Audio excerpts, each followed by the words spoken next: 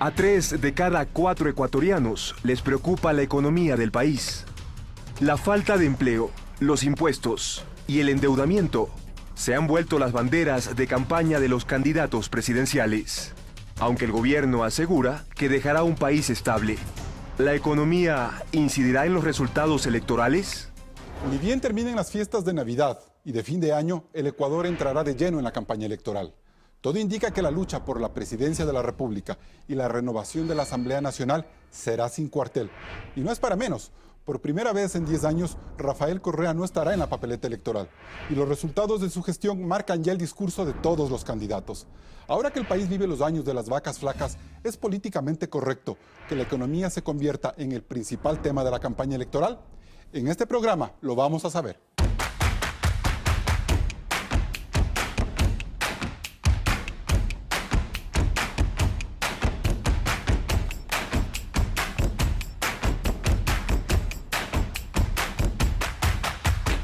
Hoy nos acompañan Pablo Lucio Paredes, doctor en Economía, decano de Economía de la Universidad San Francisco de Quito, analista económico y exasambleísta en Montecristi.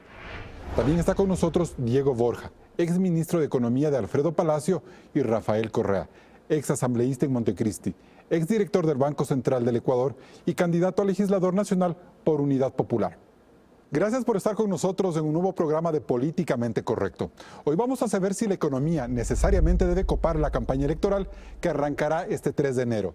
El desempleo, la dolarización, la carga tributaria, el gasto público o el endeudamiento están ya presentes en el discurso de los candidatos.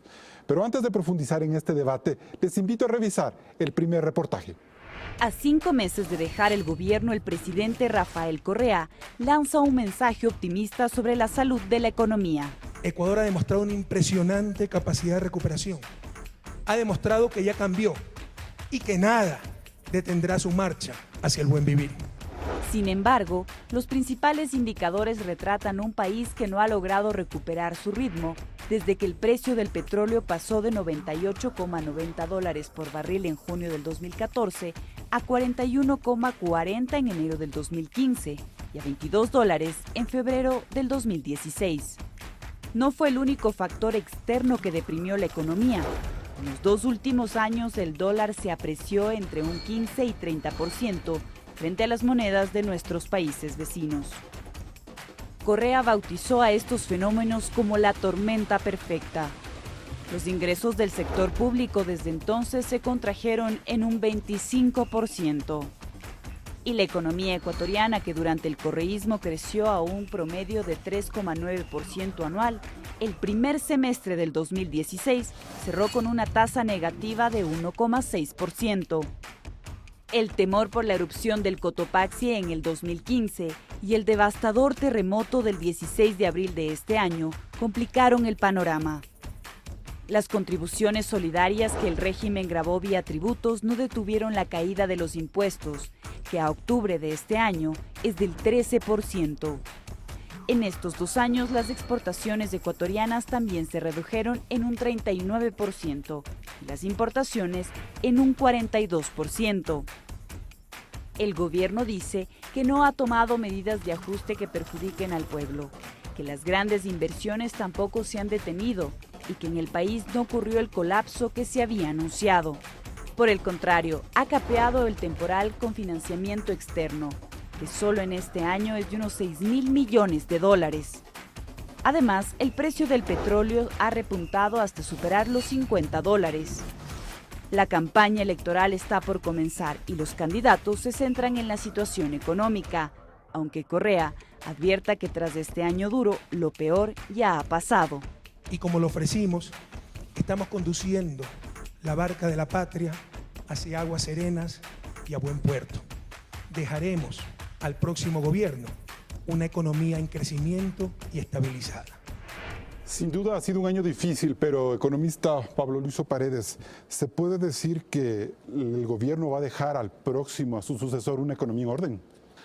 Bueno, primero yo creo que vale la pena resumir, ya que ustedes han hecho un resumen de los 10 años, recordando que ha entrado muchísimo dinero a la economía por el tema del petróleo, que de los 10 años ha habido un entorno muy bueno durante 8 años y malo durante 2, es decir, el 80% del tiempo ha sido bueno, y los resultados en empleo, en crecimiento, en reducción de la pobreza son mediocres o muy malos.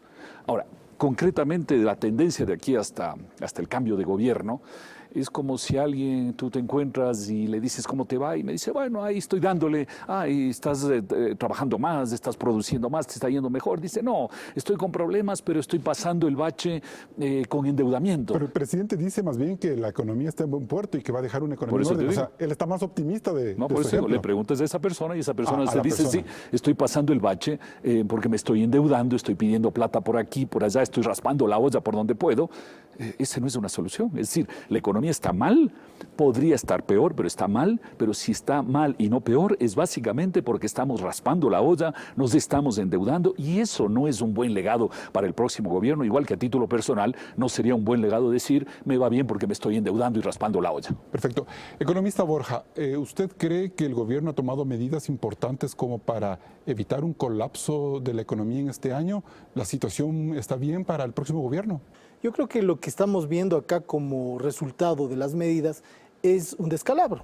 Es decir, el momento en el cual usted tiene indicadores de crecimiento de la economía para este año, para el próximo año, tiene un aumento del desempleo y un aumento gigante del subempleo. Tiene un aumento incluso de lo que habíamos ganado en pobreza, aumenta la pobreza extrema, y si ve los indicadores de pobreza en las áreas rurales es realmente alarmante. A pesar de que se toman medidas para incrementar impuestos, para lograr endeudamiento y paliar más o menos la caída de los ingresos, a pesar de que aumenta el precio del petróleo un poco, ¿qué tenemos como resultado? Indicadores muy complicados para la gente. Por supuesto que tiene que ser un tema de campaña, cómo van los candidatos a plantearle al Ecuador resolver este problema. El presidente tiene que ser optimista porque es el que ha estado manejando la economía, pero lo que vemos los ciudadanos en el día a día son malas noticias. ¿Usted considera que ninguna de las medidas que ha tomado el presidente de la República en este año, a partir de finales del 2015, la llegada del terremoto y las medidas que se tomaron para tratar de sostener la economía, han sido adecuadas, no han sido las mejores? ¿Se puede ver cuáles sí valen la pena y cuáles no? Claro, yo empezaría diciendo, mire, el plantearse vender campos como Sacha, como las hidroeléctricas que están culminando la construcción para tener ingresos y poder salir del bache de caída de ingresos a final del año es mala idea. El plantear una ley de plusvalía que le grava a la gente el momento en el cual quiera vender su casa y tener una ganancia, o que le usa la tasa pasiva cuando la gente se endeuda a la tasa activa, es mala idea. El momento de aumentar el IVA al 14% para salir del problema del terremoto de abril es mala idea. Es decir, yo creo que en conjunto, haciendo un balance, podríamos ver que lo grueso de lo que ha hecho el gobierno en política económica ha sido muy poco astuto, muy poco audaz, muy poco creativo, y quien está pagando ahora las consecuencias es la población, y por supuesto va a pagar las consecuencias del próximo gobierno. Economista Pablo Lucio Paredes, ¿usted considera que medidas que ha dicho el presidente que ha tenido que tomar y gastos que han tenido que realizarse, como por ejemplo el pago a la OXI o todo el dinero que tuvo que invertirse en la reconstrucción del terremoto, o los dineros ya encaminados hacia inversiones grandes como las hidroeléctricas, que empezarán ya a desahogar la economía en el próximo año, no nos pueden dejar pensar que hacia futuro va a haber un mejor año económico por estos gastos que ya no se van a realizar necesariamente? Mira, esos son temas absolutamente marginales en la economía. Los temas fundamentales es que le hemos acostumbrado a la economía en estos 10 años a vivir de un estado enorme e ineficiente, y hoy lo que estamos haciendo es mantener ese estado y esa situación a través de raspar la olla. Más endeudamiento, lo que se acaba de mencionar, tratar de vender los activos del Estado, sacar dinero del Banco Central, que ojo, en gran parte, o en parte al menos, es dinero de los depositantes del sistema financiero, tratar eventualmente de utilizar el dinero electrónico, como se dio hace un par de días el anuncio de la super... Que se quedó en el aire, pero hay más señales de que hay gente en el gobierno que quiere impulsar eso. Es decir, lo que se está dejando al próximo gobierno es un enorme carga de ineficiencia, una enorme carga de deuda y una cantidad de indicadores económicos y sociales muy malos, de crecimiento de la economía, situación del empleo muy mala, empobrecimiento de la gente. O sea, la carga para el próximo gobierno es una carga muy negativa, a pesar de 8 años de 10 que fueron buenos, ojo, porque ahora uno se queja de los 2 últimos años. No, el 80% del tiempo fue bueno. El economista Borja dice que no ha tomado el gobierno en estos últimos meses, años, medidas creativas, audaces. ¿Qué medidas audaces o creativas cree usted que se pudieron haber tomado en lugar de raspar la olla como lo señala? Mira, yo no sé en general si en economía el tema, los términos son audaces o creativos. Yo creo que hay que hacer las cosas sensatas y las cosas que generan productividad económica, social e institucional. Esos son los desafíos de un país. Mejorar la economía, mejorar la social y mejorar el entorno de instituciones, que es muy importante. La democracia, la confianza, la participación de la gente, etc. Entonces yo creo que la visión del gobierno, que es una visión centrada en el gobierno, en un gobierno grande que hace todo, es obvio que para el gobierno es absolutamente imposible cambiar esa visión y esa tendencia. Y menos cambiarle en el 20% del gobierno. Y lo deja, exactamente, por eso lo que deja el gobierno, al futuro gobierno, es ese enorme gobierno ineficiente, ¿no? Y con una carga mayor de deuda, etcétera. Yo creo que ese es el problema fundamental. Economista Borja, ¿la reducción del gasto público a como de lugar era una medida audaz y creativa para capear este temporal? No, yo creo que lo audaz y lo creativo en economía tendría que haber sido medidas que no vayan a afectar la vida de la gente y sobre todo la de los más vulnerables. Le pongo un ejemplo. El momento en el cual el gobierno decide retirar del cálculo de la deuda los 11.000 millones que le debe al IES. ¿A quién le está poniendo en problemas? A los trabajadores jubilados y a los trabajadores futuros que se van a jubilar. Es decir, realmente yo no veo ahí ni sensatez, ni cordura, ni nada. Y veo una echada de mano de unos dineros que son además de dineros de la gente. Lo mismo cuando utiliza parte de las reservas del Banco Central y de esta manera aumentando el encaje, como ya se ha dicho, que pone en riesgo a quién, a los depositantes de los bancos, que creen en los bancos y que los bancos deben tener una seguridad de que el momento que la gente quiera su plata le pueda devolver. Entonces, yo creo que más bien lo creativo hubiera sido, en un momento en el cual caen los ingresos del petróleo, caen los ingresos de la economía por la recesión, caen los ingresos por la falta de empleo. Se viene un terremoto, ¿no? Ya estamos en un terremoto. Entonces, en ese momento, ¿qué se necesitaría? Ir cambiando el modelo de una superpresencia del Estado a una presencia cada vez mayor del sector privado, comunitario, cooperativo, solidario, a todos los ámbitos económicos. Ha firmado un acuerdo con la Unión Europea, el presidente. Ha tratado de agilitar y acomodar algunas leyes para que se afiance de una vez por todas la inversión minera, por ejemplo. Ha tratado de llamar a la inversión privada para que manejen algunas hidroeléctricas y todo lo demás. ¿No es eso señales positivas de tratar de abrir la economía? A ver, yo no creo creativo que usted entregue un campo petrolero para recibir unos ingresos adelantados cuando en realidad eso puede ponernos Pero se puede decir que esa es la llegada de la inversión privada. Es una llegada adecuada. Es una llegada que le beneficia al país, es una llegada adecuada el plantear una exención tributaria en la ley de plusvalía, además para las mineras y cargarle a la gente. Yo no veo que eso sea una medida adecuada. Creo que lo que correspondería es ir modificando este modelo de superpresencia estatal a una presencia cada vez mayor de otros actores, desplegar la capacidad productiva de una serie de actores que no lo están haciendo porque hay medidas que coartan esa posibilidad. Es decir, medidas como esta, de crear una incertidumbre en el área de la construcción, ¿cómo puede generar empleo? Y la incertidumbre que ha generado en los bancos, economista Lucio Paredes, ¿abona o no abona el clima de confianza? ¿En qué sentido le pregunto esto? En el sentido de que el gobierno dice, bueno, hemos capeado el temporal, hemos hecho cosas positivas, no se vino el colapso que preveían los grandes analistas, me imagino que entre ellos estará usted, y más bien lo que estamos es tratando de buscar recursos, aunque tengan que decirle a la banca que se dedique a dar más crédito a la gente y que por eso está bien mantener o subir los encajes bancarios y tomar otras medidas. Mira, como decía, el tema fundamental es que el gobierno está raspando la olla donde puede y el último campo en que está intentando hacerlo es en el sistema financiero. No le está diciendo a la banca usted dé más crédito, lo que está diciendo es tráigame ese dinero al Banco Central y hay el enorme riesgo que ese dinero que es de los depositantes acabe financiando al gobierno. ¿Los décimos terceros? El mes de enero es un mes de grandes gastos, por supuesto. Entonces yo creo que el problema de fondo es ese. El gobierno está cada vez raspando la olla de manera más peligrosa para la economía y para los ciudadanos. En la economía se ha mencionado el tema del IES, es un tema muy grave. Estamos dejando se le está dejando al país una peor situación para los jubilados en el futuro. Entonces, si uno va el tema de la plusvalía que se ha mencionado, hay que estar conscientes que más allá de un cálculo más o un cálculo menos, una persona que hoy se compra, o a un momento dado, se compra una propiedad, se compra una casa y luego 10 años después o 15 años después quiere vender esa propiedad para comprar otra un poco mejorado, con un cuarto adicional, con algo adicional, no lo va a poder hacer porque se le van a llevar el 75% de ese adicional con el que él contaba para mejorar su situación. Así existe un factor tiempo que con el paso de los años haga menos drástico ese impuesto a la plusvalía. No cabe por esa razón darle un voto de confianza a esa ley. Mira, si te quitan el 75% de ese adicional... Pero si uno vende enseguida la casa en 2 años. No, yo estoy hablando, si tú vendes en 10, 15 años para tratar con esa ganancia adicional, comprarte algo un poco mejor, no lo vas a poder hacer porque de ese adicional que tú pensabas mejorar un poco, se te van a llevar el 75%. Esa es la lógica más allá de un cálculo más o un cálculo menos, ¿no? ¿Y qué le va a quedar al próximo gobierno? Le va a quedar una olla muy raspada y en consecuencia todo lo que el gobierno no ha hecho, que es vivir del endeudamiento y raspando la olla, el próximo gobierno va a tener que hacerlo. Bien, nosotros nos vamos a un primer corte comercial y cuando volvamos tendremos ya las primeras recetas de los candidatos en materia económica. Los candidatos presidenciales centran su discurso de campaña en la situación económica del país.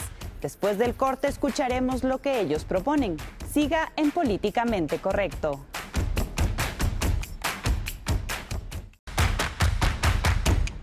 Los 8 presidenciales buscan llegar a los electores con ofertas puntuales en el tema macroeconómico para superar la crisis. Escuchemos a los candidatos.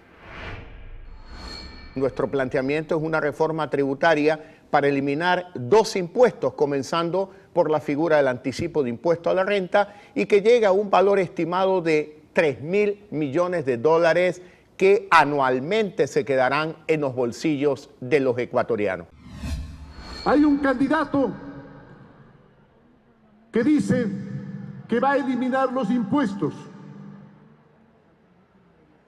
Mi pregunta es, ¿cuántos servicios vamos a dejar de prestar? ¿Cuántos trabajadores de salud vamos a botar a la calle? La respuesta de él será muchos. La respuesta nuestra es ninguno, ni uno solo. La dolarización solamente se fortalece con una fórmula que se llama productividad. Si este país continúa con una balanza comercial deficitaria, una balanza de pagos desastrosa, si tenemos una deuda tan brutal como la que tenemos ahora, impagable, ¿no? Entonces no vamos a poder sostener la dolarización. Que personas que perciben el bono de desarrollo humano tienen que ser capacitadas por el Estado, para que tengan las herramientas necesarias de insertarlos en el aparataje laboral estatal y privado. Nosotros proponemos bajar impuestos, eliminar otros, el impuesto a la salida de capitales, el anticipo del impuesto a la renta, las salvaguardias que han encarecido todo en el Ecuador y también echar abajo, por ejemplo, el impuesto que están a punto de aprobar en la Asamblea Nacional respecto de la plusvalía y pronto el de la herencia. Eliminación de las salvaguardias, eliminación del ISD, del 5% del ISD, eliminación del cobro anticipado del impuesto a la renta por ser un impuesto al patrimonio y la reducción del IVA, donde tenemos 2 alternativas. Reducirlo del 14 al 10% o el cobro de un IVA diferenciado de acuerdo a la realidad de cada provincia como funciona en los Estados Unidos. Yo no puedo ser enemigo, debo tener una relación de autonomía e independencia. No puedo ser enemigo, hablar del imperialismo y todo lo demás al principal comprador de recursos naturales de nuestro país. Por favor, el sentido común y un poco de pragmatismo. Responsabilidad fiscal quiere decir suprimir todos los gastos superfluos. No le va a alcanzar, general. No le alcanza, por eso tiene que ser un proceso. Al menos vamos viendo que la reforma tributaria se viene porque se viene con el presidente que gane las elecciones.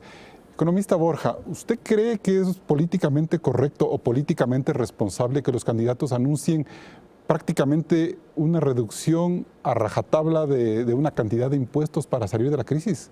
Creo que los objetivos están por delante de qué medidas va a tomar. Sí, yo creo que un principal objetivo para los candidatos tiene que ser el tema del empleo, fundamental. Y cuando usted se plantea cómo vamos a crear fuentes de empleo, tiene que saber de dónde va a sacar los recursos. Un tema fundamental tiene que ser cómo usted va a sanear un poco una economía fiscal que está muy vulnerada.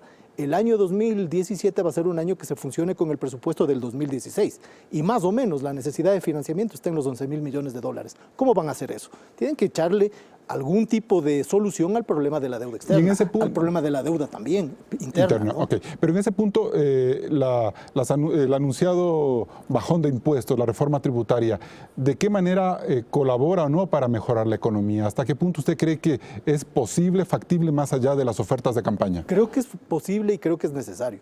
Usted tiene que modificar no solamente tasas impositivas, sino tiene que modificar maneras de cálculo. Por ejemplo, el impuesto adelantado, el impuesto anticipado. Golpea enormemente a la pequeña, a la mediana propiedad, también a la grande, pero sobre todo a la mediana y pequeña empresa, que es la que más empleo genera. Entonces, ahí hay una alternativa. O usted sigue teniendo impuestos para engrosar los bolsillos del Estado, o usted disminuye cargas tributarias para mejorar capacidad productiva de la gente. Usted fue ministro de Economía de dos gobiernos que más o menos piensan cómo está funcionando la economía ahora en cuanto a dar al Estado un rol muy protagónico, de mayor control, de mayor recaudación.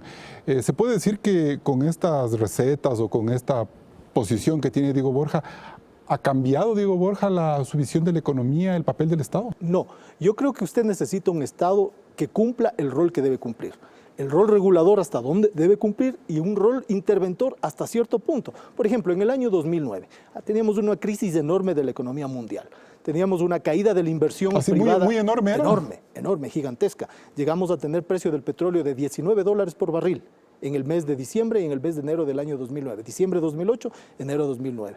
Y nos recuperamos más o menos en mayo, volviendo a los $50 por barril, más o menos. La caída fue gigante. Todos nuestros vecinos, por la crisis internacional, decrecieron. El Ecuador no decreció. ¿Por qué? Creció un poquito, en el 0.6%, porque creo que tomamos medidas adecuadas. Pero iba a responder a la pregunta en el sentido de, en ese momento era indispensable una fuerte intervención del Estado, porque había retroceso de la inversión privada.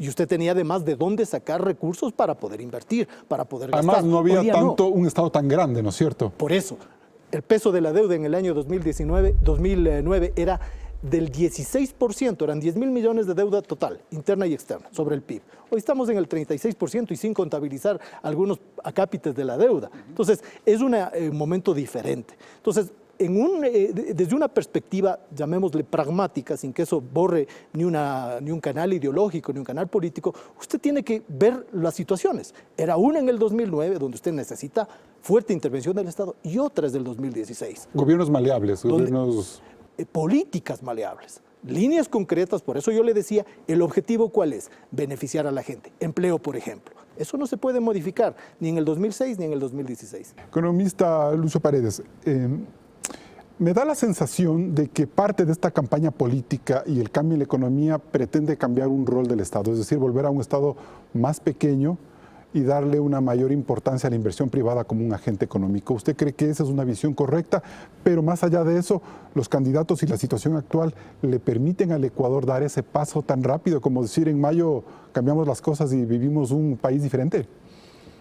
Mira, tomando algunas cosas que han dicho los candidatos en este resumen o lo han dicho en otras circunstancias, digamos, y no está necesariamente en el resumen, yo creo que tenemos que pasar de estos 10 años en los cuales lo que se le ha dicho a la gente es el gobierno hace, el gobierno contrata, el gobierno construye, el gobierno hace tu felicidad, el gobierno resuelve tus problemas, etcétera, a una sociedad en la cual se diga el gobierno crea y ayuda en un entorno para que la gente pueda resolver sus problemas, decidir su camino, tomar sus riesgos, invertir y decidir qué hace en la vida. Es un cambio de enfoque muy importante y eso más allá del detalle, si es un impuesto más o un impuesto menos, ese es el cambio de enfoque, donde el gobierno obviamente tiene cosas que hacer. El gobierno tiene que ayudar a crear un entorno, pero es la gente la que empuja el carro. Ese es un tema fundamental. Pero lo que dicen los candidatos es nosotros vamos a llegar a una reforma tributaria, vamos a aliviarles a los empresarios, a los contribuyentes, de dar más recursos al Estado. Aparentemente eso es un guiño de ojo hacia el empleo productivo, hacia el sector productivo, pero ¿cómo se financia el Estado si va a recibir menos recursos? Algunos candidatos como Lasso o como Cynthia Viteri dicen que el momento en que las empresas están más aliviadas generará más productividad y habrá más recursos en el país. No sé si la variable sea tan rápida de entender. No, yo creo que el desafío no es fácil porque este gobierno ha dejado tal cantidad de problemas y de distorsiones en la economía que poner orden no es una cosa de un día para otro. Pero el enfoque adecuado es lo que acabamos de decir. El gobierno ayuda a generar un entorno, la gente, y antes se mencionaba el tema de la gente a nivel empresarial, a nivel comunitario, a nivel de tantos lugares, la gente es la que resuelve los problemas. Ahora eso requiere algunas cosas. Una primera cosa que se requiere es bajar los impuestos efectivamente, pero sí es importante la contraparte, cómo se va a equilibrar las finanzas públicas dado esa disminución de los impuestos. ¿Por vía de disminución de impuestos usted sí cree que esa Creo que es importante, pero también creo que un desafío de todos los candidatos es cuál va a ser la contraparte de eso para mantener un equilibrio fiscal. Yo le pregunto esto, economista, porque en el último año se dejaron de recaudar 1.400 millones por impuestos, pese a que subió el IVA y que hubo otras contribuciones solidarias por el tema terremoto. Es decir, pese a que subieron los impuestos, la recaudación se contrajo. Por eso digo, yo creo que hay que estar conscientes, que hay que disminuir la carga de impuestos, pero también hay que decir a la gente cómo se va a dar la contraparte para equilibrar las finanzas públicas razonablemente. ¿Y cómo sería esa contraparte? Un segundo tema que creo que es muy importante es estar seguros que queremos mantener la dolarización. Y eso, por ejemplo, implica una cosa tan sencilla y básica como dejar de lado este cuento del dinero electrónico en manos del Banco Central. Hay que decirle al Banco Central, mire, desgraciadamente lo que usted hizo no tiene ningún sentido, le vamos a quitar, y sí puede haber dinero electrónico en el Ecuador igual que en cualquier parte del mundo, pero lo van a manejar agentes en el sistema privado sin el riesgo de que el gobierno manipule el dinero electrónico. Es un tema muy importante para la dolarización. Pero no es el único de la dolarización. Un tercer tema, pero es el más importante de todos, porque lo más grave para la dolarización es la posibilidad de ponerle una moneda paralela, en este caso el dinero electrónico. Y un tercer tema que me parece, entre otros, muy importante y que no he oído mucho, la verdad, en los comentarios, es que el Ecuador tiene que abrirse al mundo, y creo que una medida muy concreta sería que el Ecuador, en lugar de andar de amigo del alma con los bolivarianos, debería juntarse al Acuerdo del Pacífico, donde están Chile, Perú, Colombia, México, países que se están abriendo al mundo y en particular se están abriendo en la cuenca del Pacífico. La Unión Europea es un aspecto positivo. Sí, por supuesto. Usted saluda eso. Estamos 3 o 4 años atrasados, pero había que hacerlo, por supuesto. Pero te digo, yo creo que unirse a la Alianza del Pacífico en lugar de los bolivarianos es una señal muy importante para el país. Sería una señal importante para el país. ¿Usted cree que esa es una buena señal? Usted que fue parte de estos gobiernos que más bien impulsaron la relación sur-sur y la Unión Latinoamericana como una forma de fortalecer el comercio, ¿se equivocaron? Lo uno no quita lo otro, y si usted se pone a ver exactamente qué va a significar el Tratado de Libre Comercio con Europa, va a haber una gran oportunidad para algunas personas, para algunas empresas, para algunos sectores, y un gran desafío para otros. No es cuenta positiva en todos los casos.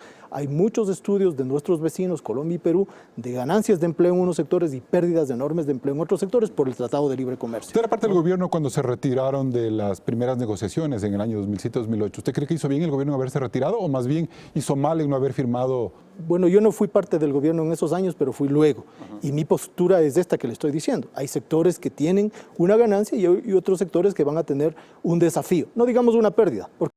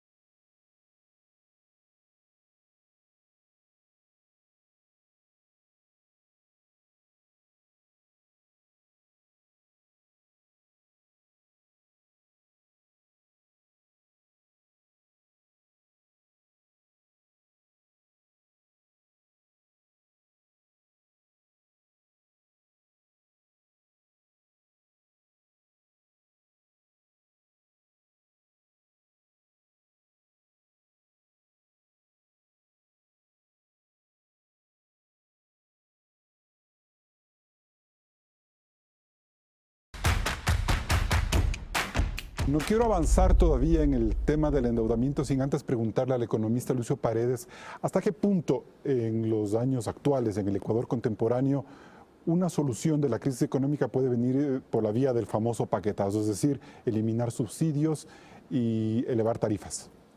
Mira, no creo que sea necesario en el Ecuador de hoy, pero lo que sí creo, y hay que estar muy conscientes, y los ecuatorianos están conscientes, pero hay que decirlo fuertemente, porque este gobierno no cree en eso, es que tanto en el 80% de años de buen entorno como en el 20% de años de mal entorno, la dolarización ha sido enormemente importante en el Ecuador, económica y socialmente, para la gente, para que no tengamos un ajuste vía inflación, devaluación, incertidumbre, manipulación del dinero, etcétera. O sea, eso ha sido un tema importantísimo que hay que mantenerlo en el Ecuador. Y sobre todo porque los ecuatorianos han logrado mantener la capacidad adquisitiva de sus salarios. Por más pocos que sean, uno se puede endeudar y sabe que a final de año los 100, 200 dólares van a ser 100 o 200 dólares. Una de las razones fundamentales por las cuales no se necesita paquetazo en el Ecuador es porque tenemos la dolarización que nos ha ayudado en muchísimos aspectos. Pero en este entorno positivo que usted dice que ha tenido el Ecuador, también hay que tomar en cuenta que a nivel externo el dólar también se depreció durante esta década y había recursos económicos que permitían tener una cantidad de ingresos que ayudaban a la dolarización. Ahora que faltan esos recursos, no se puede decir que la dolarización ya no funcionará como funcionaba antes. Para nada, por eso te decía, en el 80%, los 8 años de buen entorno, la dolarización fue muy útil. Y la dolarización fue también tremendamente útil en los 2 años de peor entorno. O sea, hagámonos esa idea. La dolarización ha sido buena todo el tiempo. No perfecta, porque nada es perfecto, pero ha sido muy buena para la sociedad ecuatoriana. Esta no es una pregunta muy políticamente correcta, pero si no tuviéramos dólar, ¿usted cree que estuviéramos como Argentina o Venezuela con restricciones de tasas de cambio y dólar negro? Mira, tendríamos una altísima inflación, tendríamos devaluación continua, teníamos la incertidumbre con la que vivíamos antes cuando había problemas y la moneda se devaluaba y el gobierno imprimía dinero y venía más inflación y la gente salía todas las mañanas a decir, caramba, ¿qué pasa con el dólar? ¿Qué pasa con la economía? Ha sido una especie de dique tremendamente importante. Insisto, no digo que la dolarización sea perfecta, pero para una sociedad como la ecuatoriana es una muy buena solución que hay que mantener y eso hay que estar claros. Bien, pero además hay que tomar en cuenta que otra forma de evaluar el desempeño de la economía ecuatoriana en los últimos años es a través del endeudamiento público. A continuación podemos ver que el gobierno en esta materia atravesó por 2 etapas bien definidas. La primera, entre el año 2007 y el año 2011, donde se aprecia una caída del endeudamiento de casi 9 puntos con relación al Producto Interno Bruto. En el 2007, el tamaño de la deuda pública con respecto al PIB era del 27,2% y para el 2011 se ubicó en el 18,4%. Eran los años, por supuesto, del alto precio del barril de petróleo. Pero a raíz del 2011 se inicia un nuevo ciclo ascendente de más de 17 puntos. El tamaño de la deuda con relación al PIB pasó en el 2012 del 21,2% al 38,6% en octubre de este año. Es decir, casi al límite de lo permitido por la ley, cuyo techo es del 40%. Aunque a partir de septiembre, y acogiéndose a unas interpretaciones del Fondo Monetario Internacional, el Ecuador replanteó el concepto de deuda interna, con lo cual se dejaron de lado unos 11.000 millones de dólares que el gobierno mantenía en créditos con otras instituciones del Estado. De esta manera, el nuevo peso de la deuda pública consolidada, según el régimen, con respecto al PIB, se ubica en el 26,7%. ¿Esto es una situación crítica para usted? A ver, yo creo que en materia de deuda, igual que en todas las materias, no podemos engañarnos a nosotros mismos. Es como nuevamente, si a nivel de la familia uno dice, mira, yo tengo estas deudas, pero en realidad esta que tengo con la empresa que me adelantó el sueldo, no voy a contabilizar. Esta que tengo con mis parientes, tampoco lo voy a contabilizar. Esta que es de corto plazo, tampoco lo contabilizo. Entonces, pero la empresa sí me va a cobrar. Mis parientes, ¿qué pasa con el tema del IES, por ejemplo, que es parte de la deuda que se ha consolidado? Que en el futuro ese dinero va a haber que ponerlo. O sea, tú dices, a mis papás ya no les debo. Perfecto. Y cuando ellos se jubilen y necesiten la plata y no tengan, ¿qué vas a tener que hacer? Vas a tener que devolverles ese dinero que no les diste antes. O sea, que les debes, les debes. O recibir jubilaciones de miseria. O hacer que vivan peor, exactamente, o que vivan peor. Entonces, tenemos que, más allá de lo que sea, tenemos que decirnos a nosotros mismos la verdad. Y la verdad es que hoy la deuda no es del 38%, es alrededor del 45%, o un poco más incluso, porque justamente no estamos contabilizando por ejemplo, las ventas anticipadas de petróleo. Y no sabemos estamos claramente esos temas. No estamos contando la deuda con el Banco Central, no estamos contando las deudas de corto plazo. O sea, no nos engañemos. La deuda realmente está alrededor del 45, 46, 47%. Perfecto. Economista Borja, ¿hay un error del gobierno central como política monetaria y económica haber cambiado esta medición de tema de endeudamiento como para decir ya no es casi el 40% de deuda que tenemos, sino el 27% por haber replanteado la visión de la deuda interna? Bueno, es un intento por bypassearle, por decir de alguna manera, a las prohibiciones que nuestras normas, la Constitución y el propio Código Orgánico de Finanzas del Gobierno lo planteaba. Ahí, tanto la Constitución como ese código decían límite 40%. Si usted deja de contabilizar 11.000 millones, entonces, bueno, ya no debemos 36%, sino 26%. ¿Cuán grave es eso? Gravísimo, porque usted lo que está haciendo es escondiendo en algún lado, bajo la alfombra, 11.000 millones que les debe a las personas más vulnerables de este país, que son los jubilados, las personas que ya entregaron su vida trabajando y que hoy día usted les pone en riesgo de que las jubilaciones se paguen en el nivel de dignidad, pues. Ese es lo grave, más allá de esta triquiñuela de manejar la cifra y cambiar los índices. ¿Un nuevo presidente tendría que volver a sincerar todo este debate económico? Sin lugar a dudas. Entonces, tenemos ahí, para decirlo fácilmente, 3 aristas en el problema de la deuda. Sincerar cuánto realmente debemos, sobre todo esta del IES, que es a los trabajadores ya jubilados y a los que están por jubilarse. Gravísimo. Ya. Segundo, los montos enormes que estamos pagando por servicio de la deuda. Acá tengo un dato a noviembre, 8.656 millones de servicio de deuda en el año 2016, frente a 2.500 que se pagaban en el 2012. Pero desde el 2014 son esos montos, es decir... No, en el 202014 usted tenía 5.000. En el 15, 7.000. Ahora estamos 8.000, bordeando los 9.000. Hemos pagado 21.000 millones de dólares. Hemos pagado un montón. Esto es muy por encima de lo que se entrega a salud y educación, por ejemplo. ¿No? Mucho más. Se caen los discursos. El régimen correísta decía que está primero la gente, que está primero lo social, la deuda social. Estamos pagando más en endeudamiento externo que lo que se está entregando a salud y educación, por ejemplo. Y un tercer elemento, creo que cualquier cosa hacia el futuro tiene que pasar por qué vamos a hacer con esta deuda. Esto implica, digamos por su nombre, una suerte de renegociación con los chinos. ¿O de moratoria? Una renegociación con los chinos, porque estos niveles no podemos seguir pagando en los próximos años. ¿No cabe una moratoria como las que se han hecho en varios gobiernos, incluso No creo que sea gobierno? El tema de una moratoria, pero sí un reperfilamiento. Nosotros hicimos uno en el 2009 y no se cayó el mundo. Hoy día estamos en una situación muchísimo peor. Muchísimo peor. Si es que contabilizamos todos los componentes de la deuda, estaríamos en el orden del 50% del PIB, 49% para ser exacto. Las naciones desarrolladas viven con el 90-80% de deuda al PIB. Son otras condiciones. Así es. Son otras condiciones. Es decir, no es una excusa decir que todavía tenemos un bajo endeudamiento, así supere el 40%. Cuando usted tiene caída de los ingresos, precios del petróleo, impuestos, y tiene una necesidad de financiamiento tan grande para el 2017 de 11.000 millones y tiene que pagar una gran cantidad por servicio de deuda, está en condiciones de alta vulnerabilidad. Entonces usted tiene que hacer algo. Si no va a recibir más ingresos, tiene que resolver cómo va a gastar menos. Y la forma de gastar menos no es cargándoles, como decía hace un momento, a los más vulnerables, disminuyendo educación, salud y pensiones de los jubilados. Eso ha hecho Grecia, fíjese usted.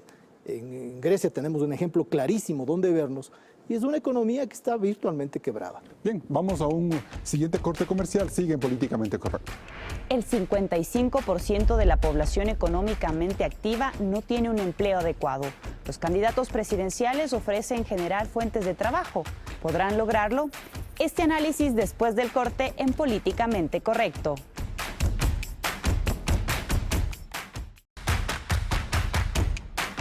Dentro de todos los indicadores económicos hay uno que guarda una particular sensibilidad.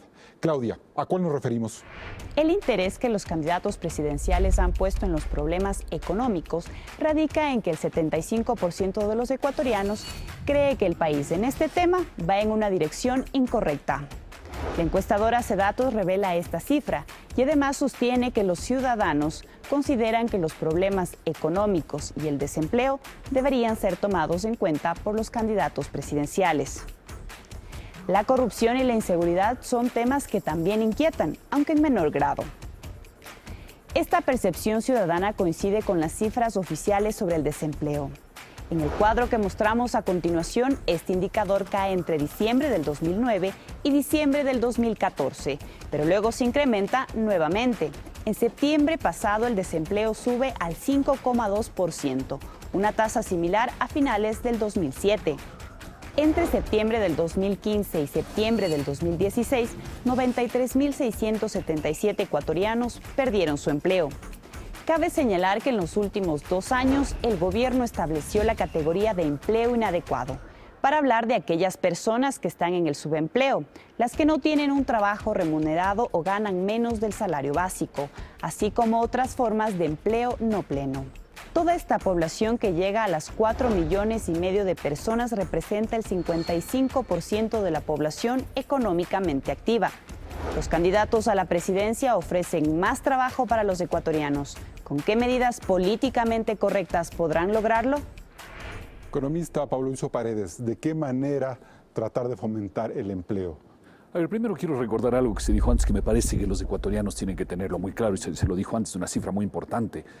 Estamos dedicando al servicio de la deuda más de lo que el gobierno dedica a educación y salud. Me parece que es un tema fundamental desde todo punto de vista, de visión ideológica, económica, social. Creo que es un tema muy, muy importante, porque siempre se dijo que eso pasaba en la larga noche neoliberal. Resulta que ahora también pasa. Sí. ¿Y eso qué significa? ¿Que hay la necesidad de que el nuevo gobierno reestructure la deuda? Que, como se dijo antes, el tema de la deuda es un tema fundamental que tenemos que empezar, por lo menos, no engañándonos ni poniendo las cifras en claro. Eso es lo primero antes de poder resolverlo. Pero vayamos al tema del empleo que tú decías. Hay que recordar que en 10 años, más o menos han entrado a la población económicamente activa, que es la gente que trabaja o quiere trabajar, alrededor de 1.800.000 personas para redondear, ¿no es cierto? 1.800.000. De ese 1.800.000, en 10 años, a ratos más, a ratos menos, pero no importa, mirando los 10 años, apenas 450.000, la cuarta parte apenas, han conseguido lo que se llama un empleo adecuado, que es al menos salario básico y al menos 8 horas de trabajo. Solo la cuarta parte. El resto, el 75%, 1.400.000 personas han ido al subempleo como tal, a esta categoría un poco extraña que es el empleo no remunerado, en fin, a malos empleos en definitiva. A la informalidad. Malos empleos. Ya. Entonces, apenas una cuarta parte. Y si miramos, por ejemplo, las cifras de los 3 últimos meses, bueno, digamos de junio a septiembre, hay más de 300.000 personas que han entrado a la PEA. Es decir, personas que dicen la situación económica es muy mala, tengo que salir a buscar cualquier trabajo para sustentar a la familia. Son más de 300.000 personas que han entrado nuevas. Y además, en 3 meses, 60.000 han perdido un buen empleo. Toda esa gente está en el mercado laboral. ¿Y qué está consiguiendo? Empleos no remunerados, subempleos, empleos de mala calidad. Entonces, ¿y por qué el tema del empleo es tan importante? Porque eso determina el primer paso de la calidad de vida de la gente. Esas cifras no se maquillan ni se pueden soslayar ni verles desde diferente perspectiva. Mira, yo en general confío en que la gente que hace su trabajo en las cifras es gente que lo hace honradamente. Yo siempre parto de eso. Entonces las cifras son muy malas. Pero te insisto, ¿por qué el empleo es tan importante? Porque es el primer paso en la vida de la gente. Si tú tienes un empleo, puedes empezar a caminar, a mandar a tus hijos al colegio, lo que sea. Entonces el empleo es fundamental. ¿Usted ve que algún candidato de los que están compitiendo por la presidencia de la República tiene claro el plan de mejoramiento de empleo? Mira, la primera condición para crear, la primera, no digo la única, pero la primera condición para crear empleos de manera sostenida es que la economía tiene que crecer. Es el primer elemento, el crecimiento, la producción, el generar movimiento en la economía es el primer elemento para generar. Tú necesitas crecer sostenidamente en el 5% anual para poder generar empleos de calidad y en el largo plazo. Con Ese es el su desafío. diagnóstico, entonces, de la generación de empleo será después de 2 o 3 años, por lo menos, si es que va bien la economía. Yo creo que el desafío, mira, no del gobierno que viene, sino del Ecuador, porque más importante es el Ecuador que el gobierno de turno. Pero es que el Ecuador, no, yo sé, pero te quiero decir que es un tema de desafío del Ecuador, es que tenemos que lograr crecer de manera sostenida al 5%. ¿Qué hemos logrado en los últimos 10 años? 3 y pico por ciento. Con 3 y pico por ciento el empleo no mejora y es lo que muestran las cifras. Bien, economista Borja, hay un tema que a mí sí me llama la atención y quiero compartirlo con usted. Pese a la crisis y pese a la necesidad de que el Estado un poco se reduzca en estos años de vacas flacas, el tema del empleo público no se ha reducido y sigue rondando los 670.000 empleados públicos que habían hace más de 2 años, 3 años. Es decir, algunos el hecho muy difícil despedir gente. Puede ser esa quizás una política más humana y laboral que técnica.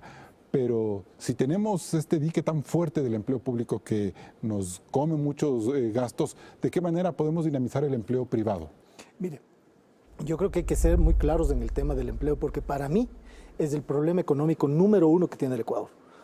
Ya decía Pablo Lucio, es decir, no solamente es un tema de que es necesario que la gente trabaje, es seguridad psicológica de la gente, seguridad emocional, bienestar incluso en las familias. Familias que no tienen empleo son familias donde hay más violencia, donde hay más desequilibrios de salud física y de salud mental, etc. O sea, el tema del empleo no es solamente un numerito que aparece en un cuadrito, no es así. Y el tema de la medición tampoco. Mire, se dice acá que estamos en el orden del 5.2% de desempleo. ¿Qué se considera un empleado? Un empleado se considera una persona que durante la semana anterior, cuando se hizo la encuesta, trabajó 1 hora. Al menos. 1 hora al menos, ya es considerado que entra en el campo de los subocupados, ya no de los desempleados. Entonces, hablemos de cuántas personas. Entre septiembre del 2014 y septiembre del 2016, hay 257,000 personas más con empleo inadecuado. 257,000 personas más con empleo inadecuado. 474,500 personas más en subempleo. Más, ¿no? En 2 años. Y 131,380 personas más desempleadas. Son personas, son familias, son grupos humanos que necesitan. ¿Cómo atacar ese primer problema Para del mí, país? el tema fundamental es un pacto nacional por el empleo. ¿Por qué? Porque no es solo un tema de gobierno, es un tema de sociedad. Es un tema del gobierno que maneja las políticas, es un tema de los empresarios, es un tema de los trabajadores, es un tema de los otros sectores de la economía que no son empresariales, que son comunitarios, cooperativos, etcétera, etcétera, solidarios, que son amplios sectores de productores. Si es que tenemos un pacto nacional por empleo, ¿qué permitiríamos? Que las políticas gubernamentales, las formas de negociación salarial, los elementos del propio Código del Trabajo que tiene que ser reformado en los próximos años porque es un código obsoleto, permitan la generación de empleo, más obviamente un crecimiento sostenido de la economía. ¿Habría que reformar las políticas laborales, hacer más ligera la política de contratación, de despido, de remuneración del empleo privado? Mira, no hay ninguna duda en eso. Y lo que pasa es que partimos de una idea errada. Se cree, al menos se ha creído en estos 10 años, que el empresario puede ser pequeño, el mediano, el grande, no importa. Que el empresario, el quien emprende algo, quien hace algo, su intención es despedir gente. No, el que hace algo, su intención es que le vaya bien, crecer más, y por ende el crecer más implica contratar más gente. Esa es la visión que tiene la gente en general. Lo que pasa que obviamente en ciertos momentos en que la economía se vuelve complicada, uno de pronto tiene que despedir, aunque no quisiera. Entonces la visión tiene que ser dar las facilidades y la oportunidad sin abusos. Si es que hay abusos hay que sancionarlos, por supuesto, pero ayudar a que la gente pueda contratar. ¿Cómo se podría mejorar las condiciones de empleo en estos próximos meses? Mira lo que se decía, hay que hacer un pacto entre gobierno, empresarios y trabajadores para aceptar esa visión, que la gente lo que quiere es crear, no destruir empleos. Y en consecuencia, sobre esa base conceptual, dar las condiciones razonables para que se lo pueda hacer. Por ejemplo, que haya una contratación más ágil, menos rigurosa. ¿Una opción podría ser esa? Tiene que haber menos controles, menos pesos, menos una reforma costos. Tributaria, ¿no es Por cierto? ejemplo, es obvio que una persona joven que recién entra al mercado laboral no está en las mismas condiciones de una persona que ya tiene 5 o 10 años de experiencia. Entonces hay que ayudar a la contratación de los jóvenes, porque el joven en definitiva va más a capacitarse que a realmente aportar inicialmente. Entonces hay que tomar en cuenta eso. Los costos no pueden ser los mismos en esa circunstancia que en la otra. Entonces lo que hay que partir, como digo, es de esa visión, facilitar que la gente pueda contratar y trabajar. Ojo, insisto, los abusos tienen que ser, por supuesto, sancionados. Bien, nos vamos a un último corte comercial. Sigue en Políticamente Correcto.